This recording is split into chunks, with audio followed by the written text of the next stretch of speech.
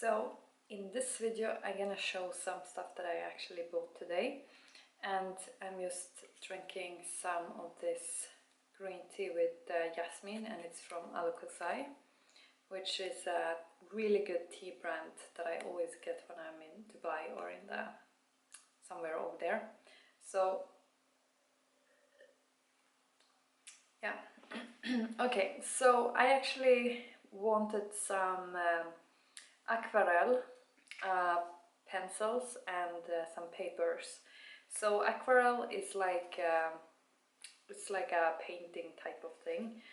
So I actually found it, which is really good, and I will show the pencils first, because aquarelle is like that. When you are painting with it, it's going to, you can use water, so you will get like a more water type of effect. So you will use normal pens, but they are especially for like aquarelle painting or whatever, and then if you're using some water, you can get more like a fluid type of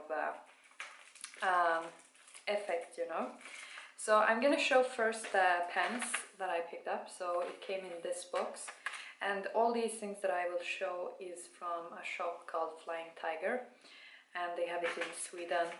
And so this one, it comes with 12 different pencils. I actually have a lot of these type of pencils for aquarelle painting in North Sweden, in a house. So I have like a lot of these aquarelle paintings, but I didn't want to ship them here to the south because I felt like it's not like any use in doing that. It's better to go and buy some new ones. So as far as I can see, these are actually black, and I don't know about the quality on these pencils because they are from the brand that is having the shop. So I think they are by Flying Tiger basically. So I would probably, if I wanted better quality on these type of pencils, then I would buy them from another brand. But I'm just gonna go with these and see how they work. So the variety of colors are like stretching across of the rainbow. So it's like from blue, green, yellow, reddish, pinkish.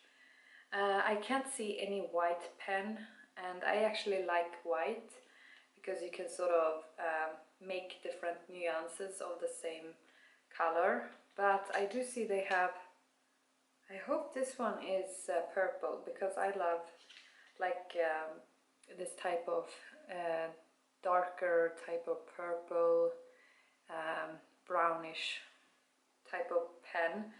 I think it's called burgundy, the color. That's like one of my favorite colors. So anyway, yeah, those are the pencils.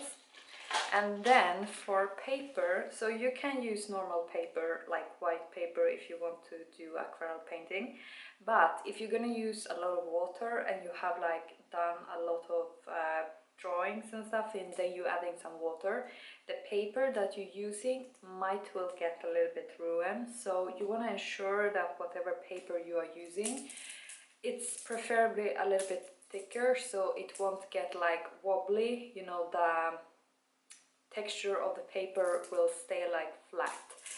So that's why I also picked up this paper, which is, I'm just trying to think, do I have anything to open this one with, because it's a plastic wrap around this one, so I don't know if I will be able to open this one. So I thought I would pick up this paper that is especially like for this type of drawing and painting. So if I'm using water, it's not going to make any difference in the result of the paper, So I think I have almost find, let's see here. So by the way, I'm not like an expert in painting, drawing or anything. Like I'm just a random person, like when it concerns drawings and stuff. But I do like the idea of drawing, and just painting. And also I'm a big fan of like Arabic calligraphy. So, and I wouldn't say that I'm super good on it, but it's quite fun to try it out. And also one thing, like if you want to venture into doing some more artwork or something like this, don't put so much like pressure on the actual result, because doing art is not supposed to be like, okay, you need to have perfect result, you know. Like if you want to start with it, it's better to just be like, okay, whatever the result, because it's the process itself that is the whole point of making something like this. Obviously you can, if you are good and if you sort of practicing your skills, you can obviously, I don't know, you can for example put these on a wall or doing something with them, you know, maybe gift them or something. So I'm just checking here to see how these papers are, because they are kind of stick together. And I think this one, so it's like a sort of a book, you know, with aquarelle paintings. And here you can actually see on the front page what I mean with this water effect. So you can sort of mix colors together. There is one girl who is, I think she has I think she was on Instagram, I don't remember her name, but she is also, I think she has an Etsy shop, and she does these moons, like art by painting, where she does moons in different like watercolors, and they are very, very pretty, you know. So these are the papers. As you can see, they are a little bit thicker than normal type of paper. Also, they are not like, you know, they have a little bit of a texture. So I'm assuming it is because it will catch the water, so it's not going to, you know, like fall out of the paper too much if you happen to use a lot of water. And these are quite good size as well, the paper. Like you could potentially, I don't know how my paintings and stuff are gonna turn out, but you could potentially make a couple of these and use them as a group, you know, for display on some wall or whatever. Obviously it depends on what you make for type of art. My type of style, as I said, or what I'm interested in doing for type of you know, just color, whatever, is that I want to do some Arabic calligraphy, and I want to do some flowers, and maybe some I don't know, maybe some moon even, you know, just to make a circle, and then you will fill it with different colors and stuff, something in that direction. So I will see, maybe I come up with something else, you know, I have a lot of ideas. So we will see, but it's just for the fun of it, and it's quite, you know, it's if you want to do something meditative or whatever, you know, also painting is quite fun, and it's a really good way of like being creative, producing something in a creative way, you know, and using your creative skills and getting it on a piece of paper, you know. Very good type of activity, you know. Also, so that was the painting whole thing.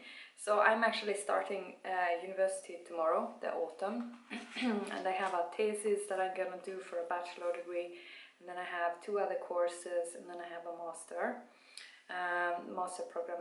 It's like I mean, I'm still on it, but it sort of is continuing. So I did pick up one notebook, and this one is not going to be used. I actually have a lot of notebooks that I haven't used, and they are like halfly filled with stuff, you know, halfly filled with writing and things. So I think I can take out some of the papers and reuse the pages that are left.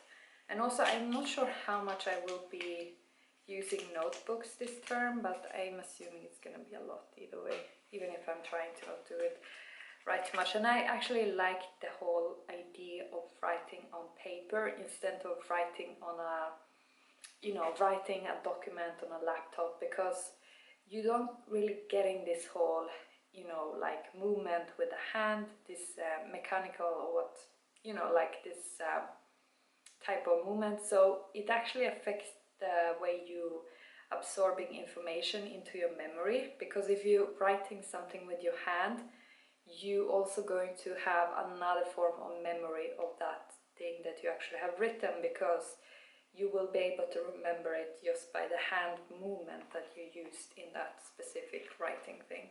So I did pick up a small notebook, however, this one. So I'm actually a person, I do in different, sometimes I getting inspired to write poems, and then I tend, in the past I tend to write them in you know, like send them to people, like for whatever, you know, maybe I have some reason to send a poem to someone, or just to make some quote or whatever, or I'm making them in a document, you know, and then all of a sudden after a while I can't find them anywhere, you know, or they are just mixed together. So I actually was thinking of, I want to sort of use more of my creative skills, you know. It's actually a very good compliment if you are studying and stuff, to do something creative on the side.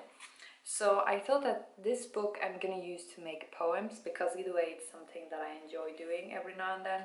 So not writing for the sake of writing a scientific type of document or something, and not either writing whatever, but writing poems, you know, like to be able to use words to sort of create something, whatever you want to, you know, like sort of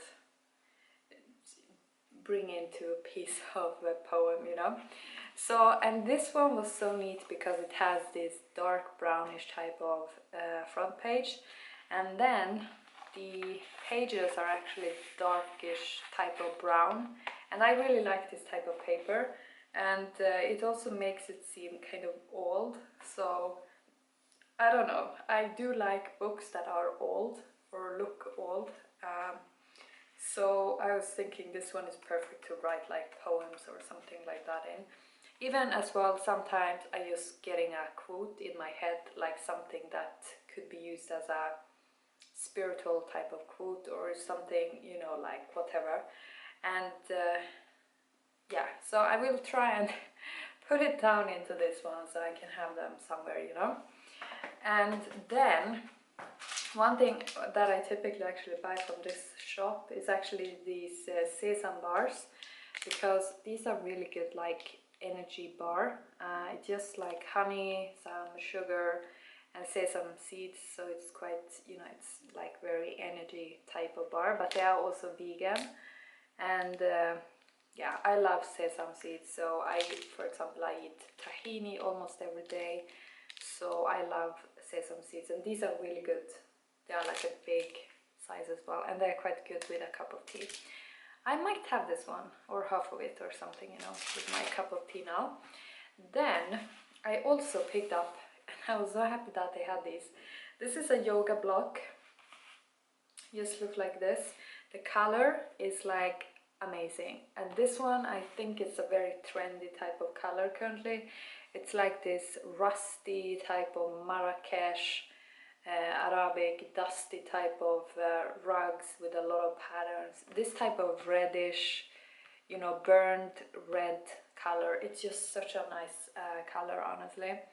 So, and when I was in Dubai in February, I was on a yoga event, and you can find some videos in the from the past that I actually filmed from the yoga event. And we had one of the yoga sessions that we had was with Deepika Mehta. If you don't know who Deepika Mehta is, she's a really good yoga teacher. She has, I think, I don't know, she's like teaching everywhere in the world. She goes on these, you know, different yoga retreats and stuff. And she actually, we were using a yoga block in one of her sessions, and then we were using some yoga blocks throughout the other sessions if we needed, you know.